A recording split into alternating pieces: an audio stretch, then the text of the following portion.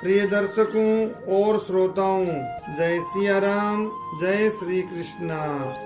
भगवान अनंत की पूजा का पर्व आज है। भाद्रपद शुक्ल पक्ष की चतुर्दशी को अनंत चतुर्दशी का व्रत किया जाता है। इस दिन अनंत के रूप में श्री हरि की पूजा होती है। पुरुष दाएं हाथ में और स्त्रियां बाएं हाथ में अनंत धारण करती हैं।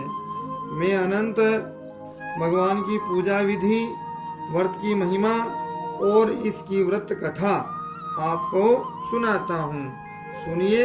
सबसे पहले कथा कि एक समय धर्मराज युधिष्ठिर ने राजसूय यज्ञ किया। यज्ञ मंडप का निर्माण सुंदर और अद्भुत था। अद्भुत ऐसे था कि इसमें स्थल में जल और जल में स्थल दिखाई देता था। यज्ञ मंडप की शोभा निहारते निहारते दुर्योधन चल रहा था, किंतु जल की जगह थल समझकर आगे कदम बढ़ाया तो जल में गिर गया। द्रौपदी उसको देखे जा रही थी। दुर्योधन के गिरते ही हंसते हुए कहा कि अंधे की संतान भी अंधी होती है। द्रौपदी ने यह शब्द मजाकिया तौर पर कहे थे, किंतु दुर्योधन के हृदय में बाण की तरह चुभ गए। मन ही मन प्रतिज्ञा की, द्रौपदी इसका बदला जरूर लूंगा। कुछ दिन बाद दुर्योधन व उसके मामा ने पांडवों को छल कपट से जुए में हराकर 12 वर्ष का वनवास भोगने का हुक्म दिया। वनवास में उनको अनेकों कष्टों से गुजरना पड़ा। पांडवों की कष्ट पीड़ा देखकर कृष्ण भगवान पांडवों से मिलने आए। धर्मराज युधिष्ठिर ने आकर कृष्ण जी को प्रणाम किया, दुख से छुटकारा पाने का अनुरोध किया। तब श्री कृष्ण ने उन्हें भगवान अनंत का व्रत करने को कहा। इस व्रत के करने से तुम्हें खोया हुआ राज्य तुम्हारा मिल जाएगा, तुम्हारा वनवास भी शीघ्र कट जाएगा। और कथा विस्तार से फिर वर्णन मिलता है धर्मशास्त्रों में कि प्राचीन काल में सुमंत नाम ब्राह्मण के एक सुशीला नाम की सुंदर कन्या थी। ब्राह्मण ने सुशीला का विवाह कौंडिल्य ऋषि के साथ कर दिया। कौंडिल्य ऋषि अपनी पत्नी को लेकर अपने आश्रम को चल दिए। रास्ते में रात होने पर वे नदी तट पर रुक गए। सुशीला ने देखा कि बहुत सी स्त्रियां किसी देवता की पूजा कर रही हैं। सुशीला के आग्रह पर उन स्त्रियों में विधि पूर्वक अनंत की व्रत की महत्ता बता दी। सुशीला ने वहीं उस व्रत का अनुष्ठान करके 14 गांठों वाला डोरा हाथ में बांध लिया। अपने पति के पास आई। कौंडिल्य ऋषि ने सुशीला के हाथ में बंधे डोरे के बारे में पूछा तो उसने स्त्रियों की बताया सारा वृत्तांत कह सुनाया। अपनी पत्नी सुशीला ने यह वृत्तांत सुनकर कौटिल्य ऋषि नाराज हो गए और अपनी पत्नी को आदेश दिया कि इसको खोलकर अग्नि में डाल दो। पत्नी ने ऐसा नहीं किया तो कौंडिल्य ऋषि ने उसका डोरा काट कर अग्नि में फेंक दिया। यह अनंत भगवान का अपमान था। कौंडिल्य ऋषि की सुख संपत्ति नष्ट हो गई। सुशीला ने कहा कि देखो, आपने मेरे अनंत भगवान के डोरे को काटकर अग्नि में फेंका, तो यह उसी का दोष है जिससे आपका सुख चैन छिन गया। पत्नी की बात सत्य मानकर कौंडिल्य ऋषि अनंत भगवान का प्रायश्चित करने जंगल में निकल गए। कई दिनों तक ऋषि भूखा प्यासा वन वन में घूमता रहा, लेकिन अनंत भगवान ने दर्शन नहीं दिए। अंत भूखा प्यासा ऋषि हार कर थक कर गिर पड़ा। तब अनंत भगवान प्रकट होकर बोले, उठो वत्स, मेरे अपमान के कारण ही तुम्हें आज यह दिन देखने को पड़े हैं, लेकिन मैं तेरी भक्ति से प्रसन्न हूँ। तुम्हें दिया दंड माफ करता हूँ।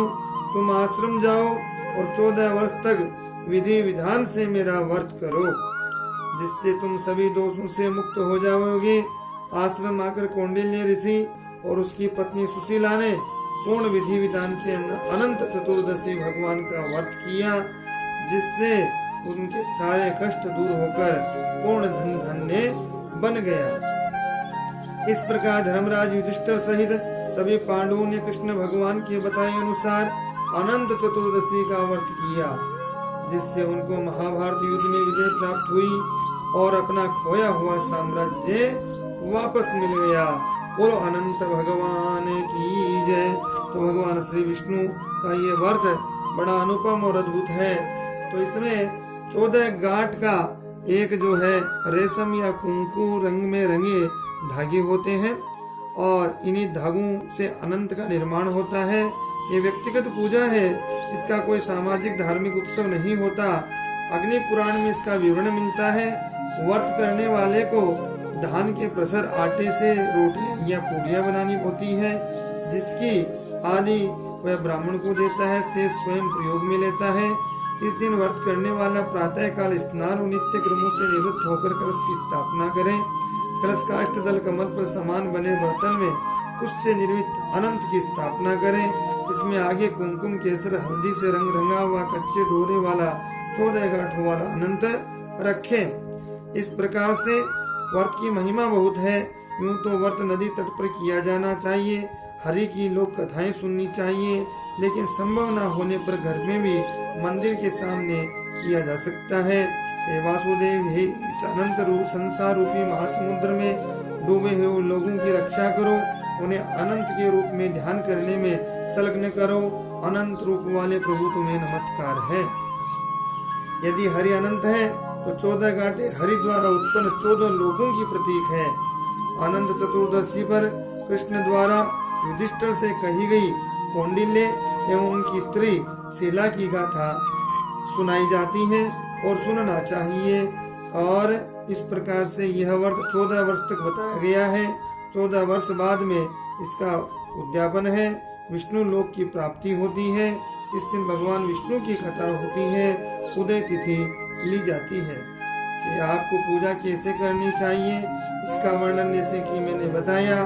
भगवान विष्णु का आवाहन और ध्यान करके गंध अक्षत पुष्प धूप दीप नैवेद्य से पूजन करें और तत्पश्चात अनंत देव का ध्यान करके शुद्ध अनंत अपनी दाहिनी भुजा पर बांध ले।